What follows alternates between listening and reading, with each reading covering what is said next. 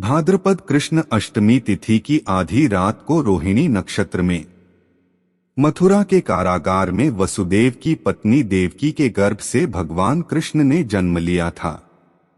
यह तिथि उसी शुभ घड़ी की याद दिलाती है और सारे देश में जन्माष्टमी धूमधाम से मनाई जाती रही है।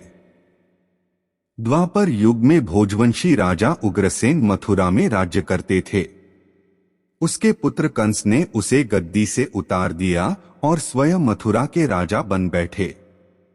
कंस की एक बहन देवकी थी, जिसका विवाह वसुदेव नामक यदुवंशी से हुआ था।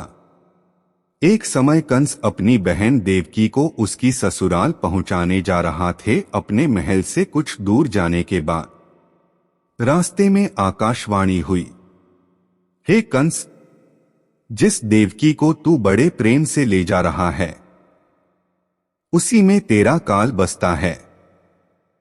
इसी के गर्भ से उत्पन्न 8वां बालक तेरा वध करेगा। यह सुनकर कंस वसुदेव को मारने के लिए उद्यत हुआ। तब देवकी ने उससे विनयपूर्वक कहा, मेरे गर्भ से जो संतान होगी उसे मैं आपके सामने ला दूंगी। बहनोई को मारने से क्या लाभ मिलेगा आपको? कंस ने देवकी की बात मान ली और मथुरा वापस चला आया। उसने वसुदेव और देवकी को कारागृह में बंद कर दिया। वसुदेव और देवकी के एक एक करके 7 बच्चे हुए और 7 को जन्म लेते ही कंस ने मार डाला। अब 8वां बच्चा होने वाला था। कारागार में उन पर कड़े पहरे बैठा दिए। उसी समय नंद की पत्नी यशोदा को भी बच्चा होने वाला था। उन्होंने वसुदेव और देवकी के दुखी जीवन को देख 8वें बच्चे की रक्षा का उपाय करने को सोचा। जिस समय वसुदेव और देवकी को पुत्र पैदा हुआ, उसी समय संयोग से यशोदा के गर्भ से एक पुत्री का जन्म हुआ। और कुछ नहीं, सिर्फ माया थी। जिस कोठरी में देवकी वसुदेव कैद थे, उसमें अचानक प्रकाश हुआ और उनके सामने चतुर्भुज भगवान प्रकट हुए। दोनों भगवान के चरणों में गिर पड़े। तब भगवान ने उनसे कहा, अब मैं पुनः नवजात शिशु का रूप धारण कर लेता हूं।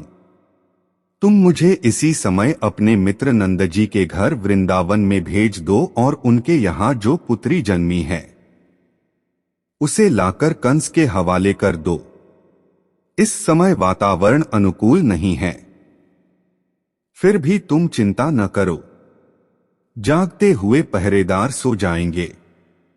कारागृह के फाटक अपने आप खुल गए और उफनती यमुना तुमको पार जाने का मार्ग दे देगी। उसी समय वसुदेव नवजात शिशु रूप श्री कृष्ण को टोकरी में रखकर कारागृह से निकल पड़े और यमुना को पार कर नंदजी के घर पहुंचे। वहां उन्होंने नवजात शिशु को यशोदा के साथ सुला दिया और पुत्री को लेकर मथुरा आ गए। कारागार का फाटक पूर्ववत बंद हो गए। अब कंस को सूचना मिली कि वसुदेव और देवकी को बच्चा पैदा हुआ है। उसने बंदीगृह में जाकर देवकी के हाथ से नवजात बच्चा को छीनकर पृथ्वी पर पटक कर मरना चाहा, परंतु वह कन्या आकाश में उड़ गई और एक देवी उत्पन्न होती हैं। देवी कंस से कहती हैं, अरे मूर्ख, मुझे मारने से क्या होगा? तुझे मारने वाला तो जन्म ले चुका है। वह जल्द ही तुझे तेरे पापों का दंड देगा। यह है कृष्ण जन्म की कथा। मेरे चैनल को लाइक, कमेंट और सब्सक्राइब करें।